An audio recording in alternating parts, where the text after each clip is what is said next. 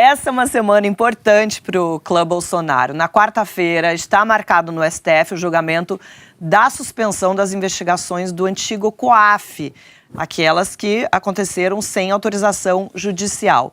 Quem determinou a paralisação dessas investigações foi o presidente do tribunal, Dias Toffoli, em julho. A decisão veio depois de um pedido da defesa do senador Flávio Bolsonaro, que está sendo investigado no caso das rachadinhas na Assembleia do Rio de Janeiro. Na semana passada, a Folha de São Paulo revelou que o Toffoli pediu acesso a dados de 600 mil pessoas e empresas que apareceram em relatórios do COAF. Isso deixou representantes do Ministério Público enfurecidos. O Toffoli declarou que não vai acessar os dados, mas quer saber quais são os procedimentos no COAF. O Andreasa, para você que é expert no STF, eu tenho duas perguntas. A primeira, o que motivou o Toffoli a pedir esses dados? E a segunda, Flávio Bolsonaro deve ser beneficiado nesse julgamento de quarta-feira? Marilis, essa é uma ótima questão, porque surgiu nas últimas horas, aliás, numa boa reportagem do jornal o Globo, da Carolina Brígido, uma tese intermediária para esse julgamento do dia 20.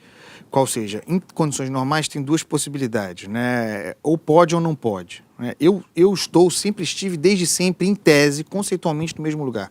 Eu acho que o COAF não pode oferecer, nem o COAF nem a Receita, não podem oferecer dados detalhados, específicos, de matéria sigilosa, fiscal e bancária de qualquer cidadão sem mediação judicial. Uhum. Então, para mim, não pode.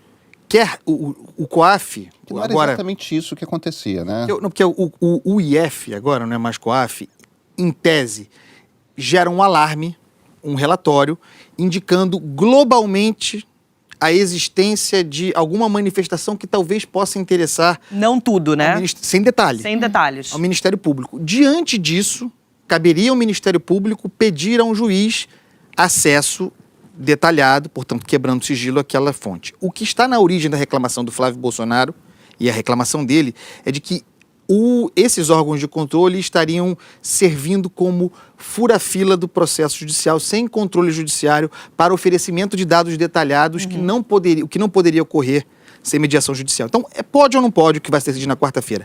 Surgiu uma tese intermediária, segundo a qual o Supremo decidiria que, a partir de agora, qualquer quebra de sigilo feita por esses órgãos precisaria da mediação judicial, de um aval de juiz, com o que eu concordo integralmente.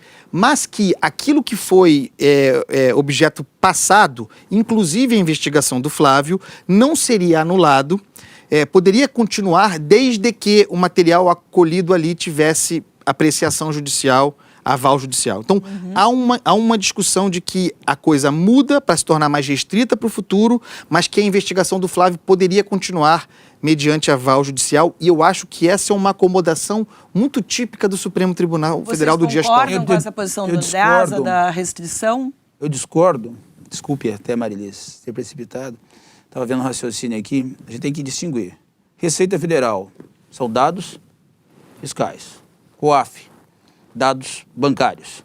Só que as manifestações do COAF em relação ao Flávio, em relação a outras investigações, são movimentações financeiras suspeitas, como indícios de crime. Então, não é toda a minha movimentação financeira, de todo o meu cartão de crédito, de toda a minha vida particular. Então, o que o COAF passou em todas as informações, no caso do Flávio, no caso de todo mundo, são movimentações com indícios de movimentações anormais, atípicas e criminosas. Então, eu acho que essas informações nós temos que continuar permitindo ao COAF, à Receita, informar ao Ministério Público e informar a... Mas não é isso, deputado, me desculpa. Não é isso, proibindo. Ninguém está proibindo o COAF de fazer, o IF de fazer a sua função, que é gerar os relatórios... O Toffoli quer fazer isso. Não. O Toffoli com essa decisão, ele está barrando todas as investigações. Aí o que acontece? Não, ele barrou as investigações até que isso seja apreciado pelo STF. Ele interditou liminarmente, monocraticamente, e, a meu ver, excessivamente, todo o sistema em função de um caso. Eu acho que essa decisão foi, inclusive, uma decisão monocrática de julho, que só vai ser apreciada pelo plenário em novembro. Sim, tá tudo parado. A gente tem mais de quase 700 mil casos parados. Qual é a função do órgão de controle? Gerar relatórios globais que levantem suspeição. O senhor está perfeito. A partir do que o Ministério Público, o órgão investigador... Polícia Federal pede a quebra do sigilo para detalhar esses dados. Pede ao juiz. Sem a mediação judicial, não pode. É isso que está em debate. Mas aí o que acontece? Eu sou lá um auditor da Receita Federal, eu trabalho lá no COAF. Hoje, até então, surgiu uma informação suspeita, eu encaminho isso, essa informação suspeita, eu encaminho para a Polícia Federal ou eu encaminho para o Ministério Público, ou para a Polícia Civil.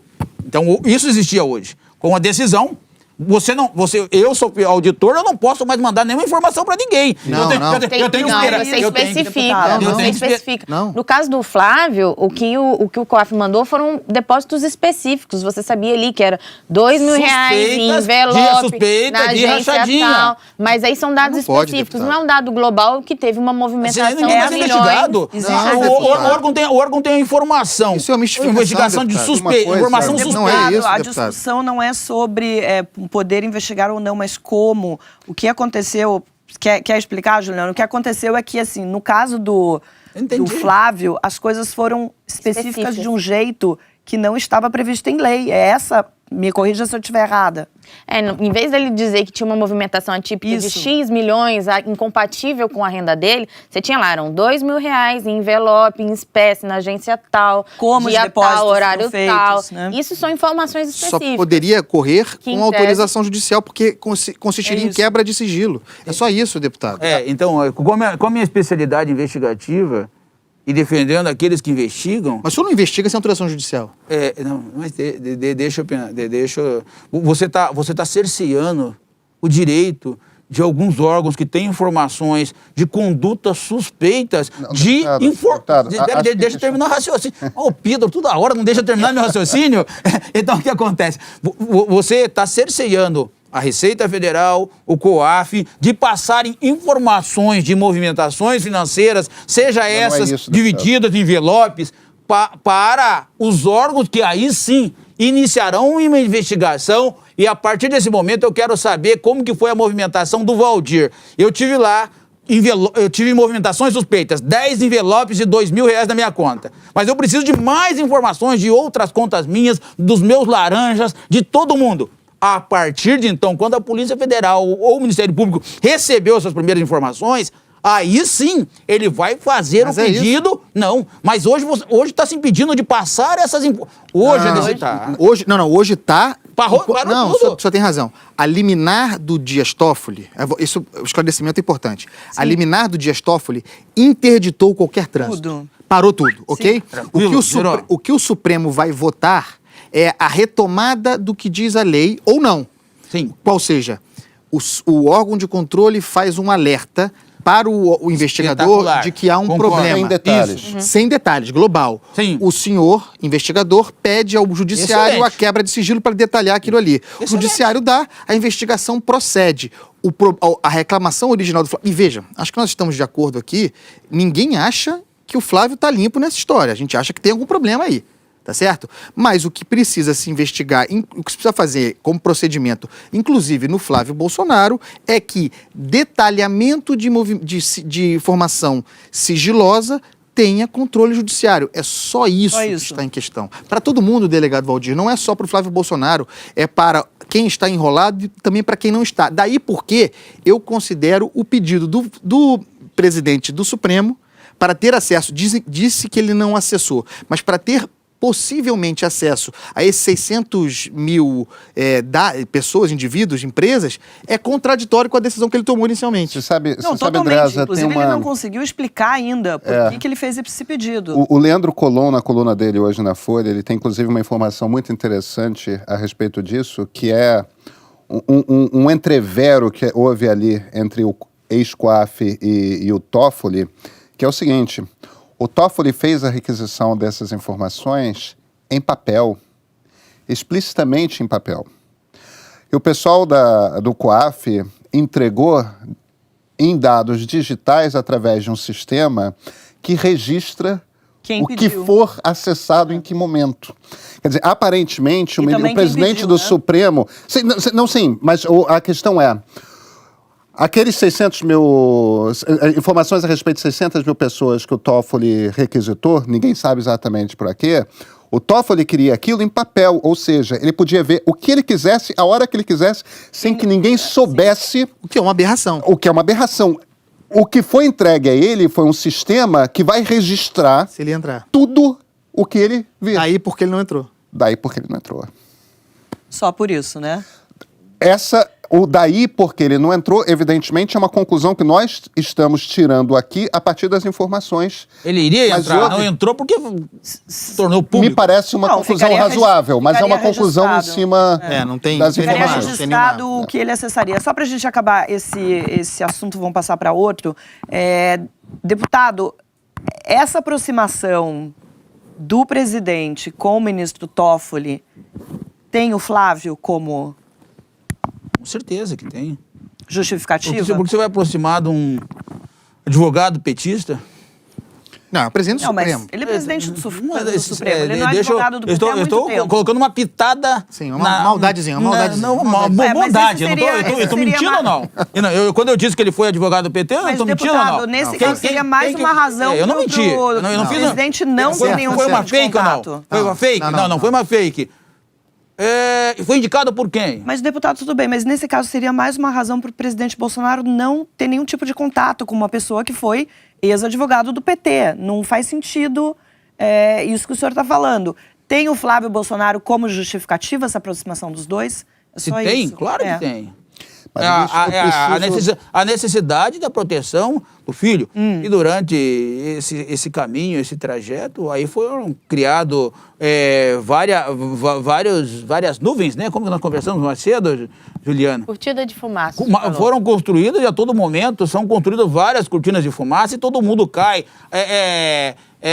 AI-5, cabo soldado, hienas, a todo momento é criado uma guerra e todo mundo cai e fecha os olhos, né, ao que realmente interessa. Por exemplo, na última... O senhor acha que tudo isso é proposital? Tem método. Vídeo das hienas? É planejado, né? É planejado. Tudo isso é muito...